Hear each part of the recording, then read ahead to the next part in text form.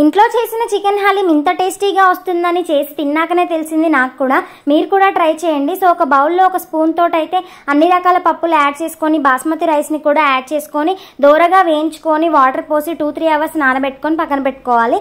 అలాగే ఒక కుక్కర్లోనైతే ఆయిల్ వేడయ్యాక అల్లం పేస్ట్ వేసి చికెన్ వేసి కొత్తిమీర పుదీనా పచ్చిమిర్చి వేసిన తర్వాత ఓల్ గరం మసాలాలు అన్నీ వేసి కొద్దిగా పసుపు సాల్ట్ కారం అండ్ మసాలాలు అన్నీ వేసిన తర్వాత చికెన్ మునిగే అంతవరకు వాటర్ పోసేసి విజిల్స్ అయితే పెట్టుకోవాలి. 10-12 విజిల్స్ అయిపోయిన తర్వాత తీసేసి ఇలా స్మాషర్ తోటి స్మాష్ చేస్తూ పైన తేలిన ఆయిల్ని పక్కన పెట్టుకొని ఫ్రైడ్ ఆనియన్స్ అండ్ అలాగే మధ్యలో ఆయిల్ వేస్తూనైతే కలుపుతూ ఉండాలి.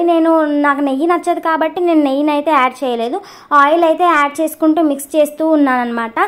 ఫైనల్గానైతే ఇలా వచ్చింది. టేస్ట్ అయితే చాలా బాగుంది. మీరు కూడా ఖచ్చితంగా ట్రై చేయండి. ఏ రెస్టారెంట్ కూడా పనికిరాదు. ఇంతకీ మీకు చికెన్ హలీం ఇష్టమా మటన్ ఇష్టమా అనేది కామెంట్ చేయండి.